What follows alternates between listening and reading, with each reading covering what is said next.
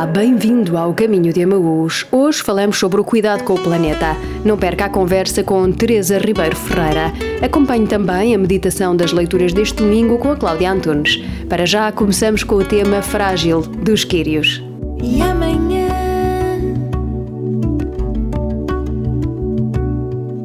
a chuva levará o sangue que a luta deixou derramar a bela dor do aço tão cruel. Jamais a nossa voz vai calar.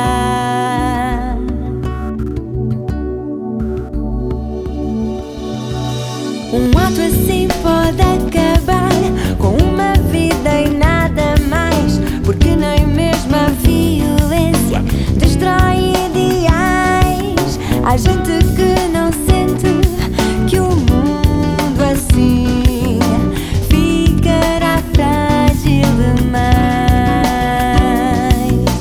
Choro eu e vocês, e o mundo também, e o mundo também. Choro eu e vocês, que fragilidade, que fragilidade.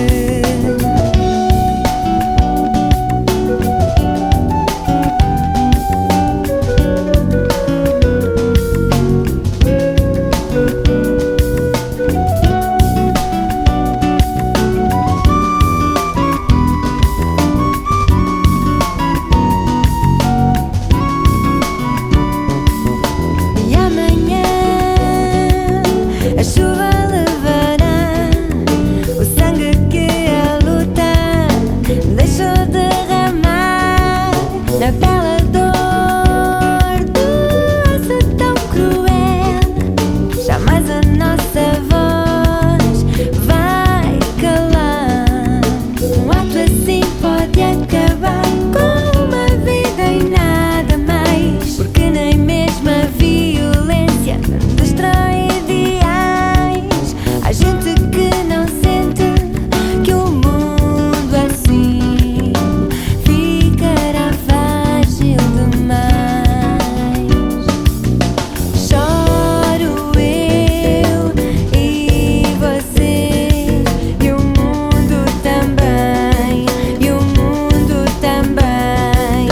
Choro eu e vocês, que fragilidade, que fragilidade.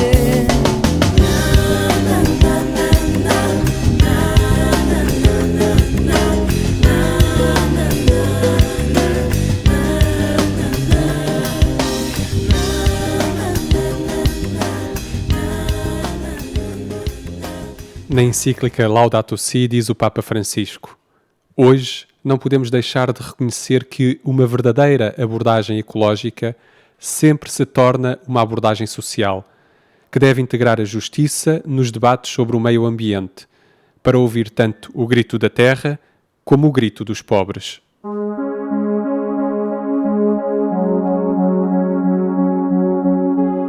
Até 4 de outubro vive-se o Tempo da Criação. É uma celebração ecuménica de oração e ação inspirada pela encíclica Laudato Si, do Papa Francisco. Hoje falamos com Teresa Ribeiro Ferreira, da Rede Cuidar da Casa Comum, sobre esta encíclica e também formas de viver de uma forma mais sustentável.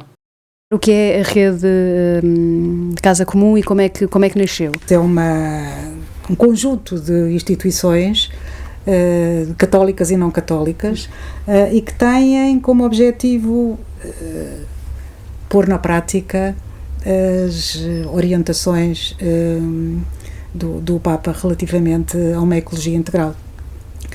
Portanto, chama-se Cuidar da Casa Comum, porque justamente a nossa ideia é que é importante sabermos viver neste mundo e, sobretudo, procurar vivê-lo de uma maneira diferente, ou seja, uma maneira mais frugal, uma maneira em que as pessoas sejam realizadas em diferentes planos, não só num plano económico, mas também num plano afetivo, num plano ético, e, sobretudo, perceber que a terra em que nós vivemos é uma fonte de obrigações para nós. Quer dizer, nós temos uma necessidade, quer dizer, nós não podemos usar a terra, nós temos deveres para com ela. E esses deveres têm muito a ver com a sustentabilidade da mesma, não é? E quais são os objetivos ao juntar estas várias instituições e estas pessoas de várias origens? Quais são os vossos objetivos? É procurar estabelecer bases para uma vida diferente daquela que é habitual. Quer dizer, o facto de pensarmos que a terra não é um bem que nós possamos dominar como queremos, nós temos obrigações perante ela, e sobretudo esta ideia que estamos todos metidos numa mesma, digamos, numa interação, não é? Porque tudo está em tudo. E o facto de acontecer algo num extremo da Terra tem a ver com o outro extremo. E isso também tem muito a ver, e agora estou a falar pessoalmente, não especificamente em relação ao, digamos, à rede, mas àquilo que me atrai também muito na rede, é ela concretizar aspectos que grandes filósofos focaram, como, por exemplo, estou a pensar, por exemplo, no Próclo, que é um filósofo da Antiguidade, e que tem uma imagem muito bonita, que é uma gota de sangue deitada no oceano pode perturbar todo o oceano. Claro que isto é metafórico, é poético, etc., mas esta ideia que tudo tem a ver com tudo. E que depois é retomada também na contemporaneidade. Estou a pensar, por exemplo, noutro filósofo que diz que, quer dizer, tudo está ligado, não é? Tudo tem a ver com tudo, e as nossas ações não são ações sem consequência. Todas as nossas ações têm uma consequência e têm importância, digamos. Por outro lado, também, quer dizer, enquanto católica que sou, também me interessava a divulgação, a justa divulgação da encíclica Laudato Si, que é um documento para católicos e não católicos, quer dizer, é um documento universal, e que tem toda uma série de pistas, de conceitos, de propostas, que eu acho que são extremamente atuais e que deviam ser lidos e seguidos com atenção. Não é um texto meramente teórico, é um texto para ser posto em prática. E que trabalho é que desenvolvem? Além dos focos que queria que me falasse depois, que trabalho é que a rede tem desenvolvido para dar a conhecer a encíclica? O trabalho tem sido essencialmente um trabalho de divulgação dos princípios da rede. Portanto, partilhar com o máximo de pessoas possível e de vários quadrantes, políticos, religiosos, económicos, etc., esta ideia, que é sempre bem recebida, porque em princípio é uma ideia que as pessoas aceitam. Depois a dificuldade é pô-la na prática, não é? E como tal, portanto, há aqui uma nítida orientação de uma conversão, se quiser, conversão ecológica, não é? O pensarmos que temos que realmente alterar a nossa vida, e que há aspectos que, embora nós possamos pensar, mas isto é mais para os políticos, para os governos, etc., mas há aspectos que nós podemos, no dia-a-dia, fomentar e que são extremamente importantes a nível de frugalidade, a nível de utilização dos recursos, a nível digamos, das próprias despesas que fazemos, do consumo, etc. Portanto, eu acho que isso é extremamente importante nós Pensamos que temos poder para isso, não é? Quer dizer, cada pessoa é interpelada como um elemento que, se quiser, pode alterar as coisas. Além deste trabalho de divulgação, tem os focos, não é? Funcionam também por núcleos, não sei se pode dizer assim. Como é que isso funciona e para que servem esses núcleos? Esses núcleos têm, essencialmente, também uma vocação de alteração comportamental, mas estes núcleos são um lugar onde é feito um estudo, não é? Portanto, é distribuído aos núcleos. Os núcleos têm entre 10 e 20 pessoas e são distribuídos textos que são editados pela rede, o Cuidar da Casa Comum, e que há um programa, digamos, de aproximação destas temáticas e também de proposta de alteração, não é? De alteração, por exemplo, dos consumos em casa, dos consumos nas instituições, nas escolas, nas igrejas, etc. Coisas muito concretas, não é? Concretas para os membros desse grupo? Para os membros desse grupo e para que esses membros desse grupo depois também façam a sua divulgação, não é? Este ano Laudato Si, o que é que veio trazer também para a rede e para o trabalho que a rede tem vindo a desenvolver? Era preciso voltar ao Laudato Si para divulgar mais, para tentar concretizar mais? Eu penso que este interesse pela Laudato Si tem a ver com o interesse que é geral e que não é especificamente de católicos ou de pessoas que estejam ligadas a algum grupo religioso. Esta necessidade nós percebemos que temos que alterar a vida, não é? A nossa maneira de viver. E o Laudato Si tem realmente propostas muito, muito concretas nessa linha e essa ideia de uma reconversão, não é? Quer dizer, uma ideia de nós mudarmos a nossa relação com o mundo. E, portanto, partia-se do princípio que era extremamente importante revisitá-la, concretizá-la, porque teoricamente as pessoas estão de acordo, mas depois também é preciso um exercício de imaginação para trazer aquilo para a prática, não é? Por outro lado, também me parece que foi extremamente importante um outro documento que surgiu, que é o Querida Amazónia, e que tem a ver com a aceitação da diferença. Porque nós nós somos, digamos, ocidentais, se quisermos, temos uma determinada maneira de viver e tendemos a ser, eu já nem digo críticos, mas pelo menos a ter alguma distância relativamente a outros modos de viver completamente diferentes. E eu acho que aí houve um alerta para o valor das culturas e para o valor da diferença, mesmo naquelas diferenças que nos poderiam, em princípio, quase repugnar ou considerar que não iríamos atrás delas, e não é para irmos atrás delas, é para perceber que há muita maneira de estar no mundo e que essas diferentes maneiras não têm que necessariamente reconverter-se ao modo ocidental de viver, por exemplo. É possível um diálogo, é possível tentarmos compreender o porquê e ao mesmo tempo também respeitar determinados hábitos.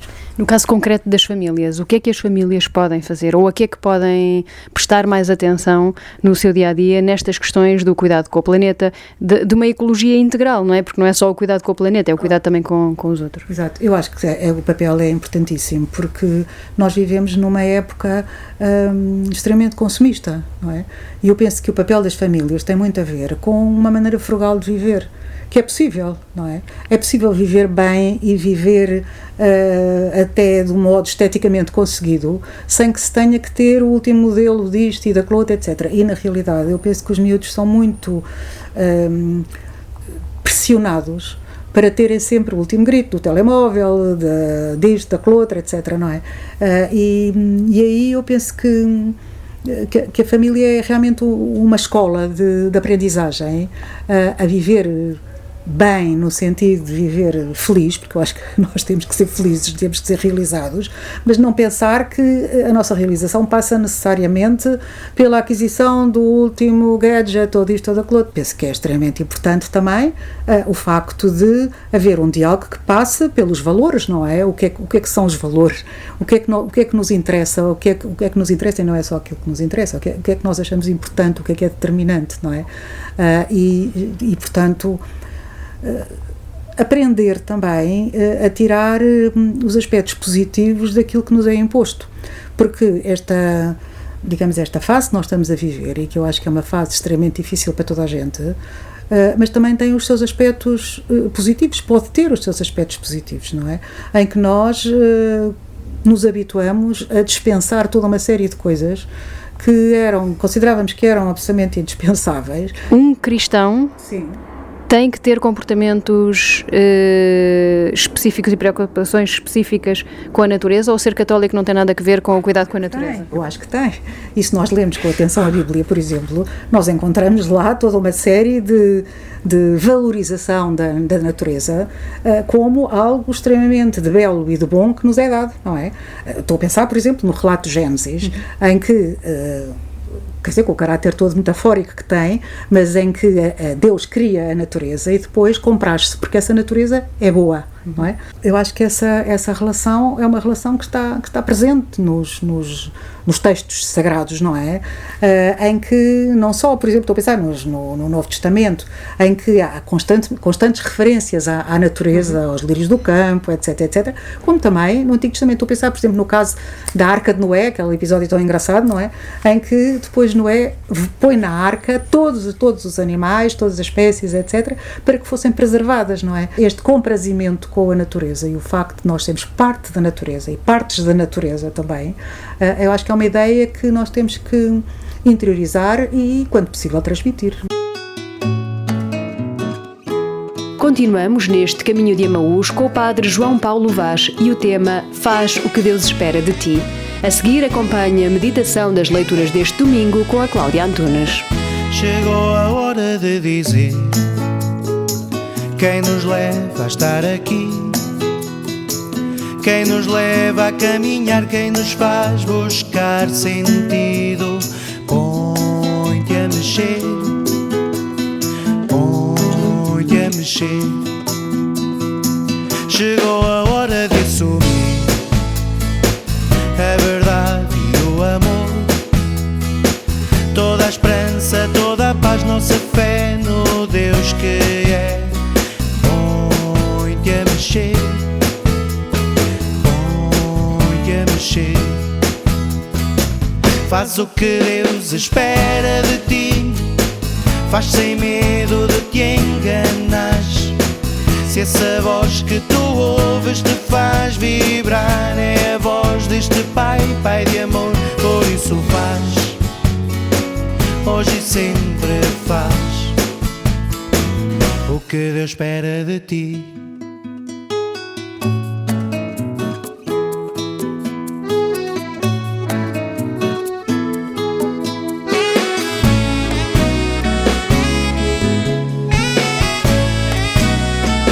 Chegou a hora de gozar da beleza deste mundo, das riquezas que há em nós, da vida eterna em Jesus.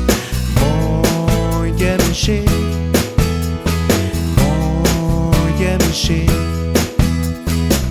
Faz o que Deus espera de ti, faz sem medo de te enganares. Se essa voz que tu ouves te faz vibrar, é a voz deste Pai, Pai de amor. Por isso faz, hoje e sempre faz o que Deus espera de ti. Faz o que Deus espera de ti, faz sem medo de te enganares. Faz sem medo. Se essa voz que tu ouves te faz vibrar, é a voz deste Pai, Pai de amor. Por isso faz, hoje e sempre faz, hoje e sempre faz o que Deus espera de ti.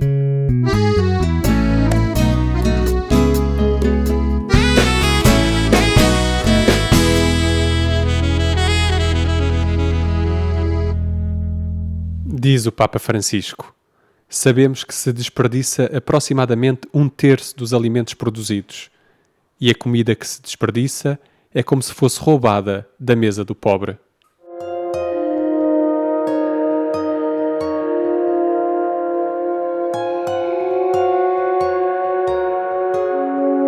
Meditar a palavra com Cláudia Antunes.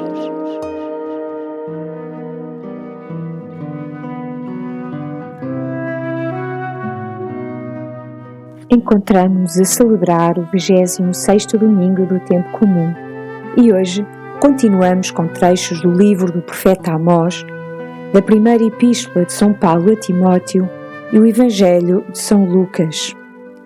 Uma das questões que se coloca com estes textos é: a quem dou ouvidos? Para onde tenho orientado os ouvidos do meu coração ao longo da minha vida? Para Jesus? O Evangelho dirige-se aos fariseus, com a parábola do homem rico que se vestia e banqueteava esplendidamente, e do homem pobre, Lázaro, que passava despercebido junto à mansão do homem rico. Ambos morreram. Lázaro foi colocado junto de Abraão e o rico do outro lado do abismo e em tormentos.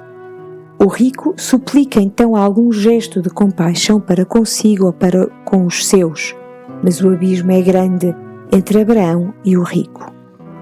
Antes de mais, esta parábola não trata disto, isto é, os ricos, materialmente falando, não são salvos e só os pobres é que são salvos.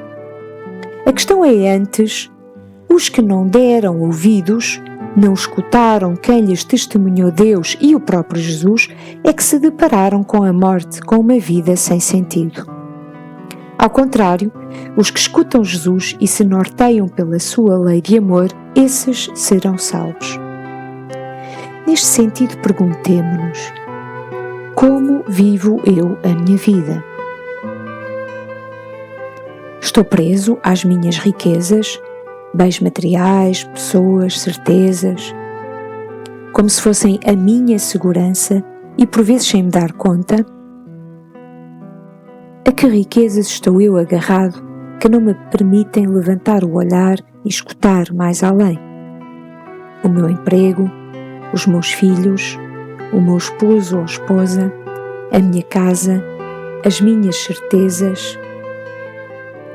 Ou, por outro lado, vivo uma vida pobre e desprendida, centrada em Jesus, única segurança e único garante da vida eterna? Uma vida prudente e humana, na qual preciso de bens materiais e de relações humanas para viver, mas que não são o centro da minha vida? E mais, vivo eu centrada em mim, sendo egoísta, querendo o melhor apenas para mim e para os da minha família e amigos próximos, como fez o rico da parábola e alguns do povo de Deus na leitura de Amós? Mais uma vez, não é mau desejar o bem para mim e para os meus, pelo contrário, mas a questão é se eu fixo o olhar e os ouvidos aí e não os ergo para contemplar Jesus nos meus irmãos, se não me deixo tocar e libertar por Jesus e alargo o meu olhar e os meus ouvidos.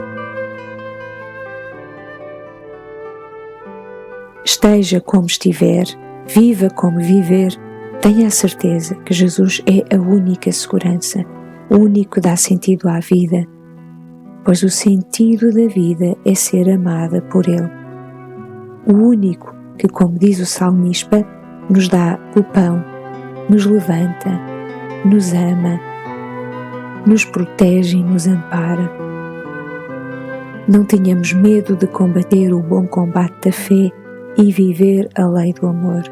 Nesta lei, sim, podemos deixar-nos enredar, pois só ela nos liberta. Desejo que cada um de vós possa orientar os seus olhos e ouvidos para Jesus e viva as circunstâncias concretas da vida a partir de Jesus e do seu amor por cada um de vós. Feliz semana!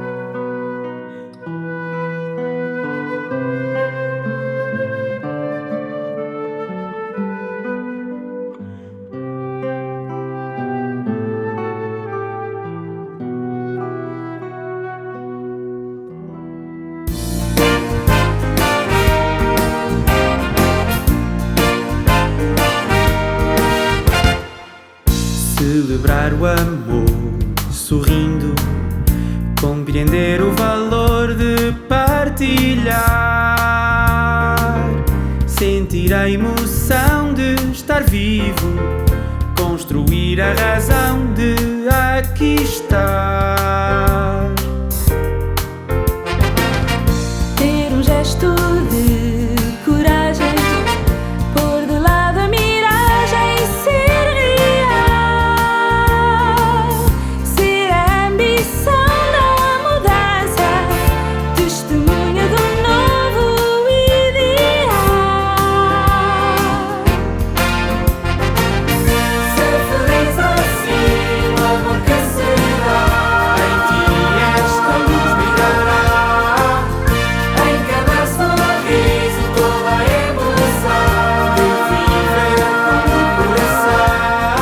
chegamos ao fim do Caminho de Emaús de hoje, assim com este tema Ser Feliz Assim, do Sal da Terra. É sempre um gosto estar consigo. Lembre-se, pode ouvir-nos de novo nas plataformas de podcast. Basta procurar por Caminho de Emaús. Aqui voltamos a encontrar-nos daqui a 8 dias. Até lá, tenha uma ótima semana. É apenas seguir o desejo de viver outra vida sem igual. E se a emoção transborda, segue o teu coração, vai para onde ele for. A tristeza fica lá fora, veste-te de alegria.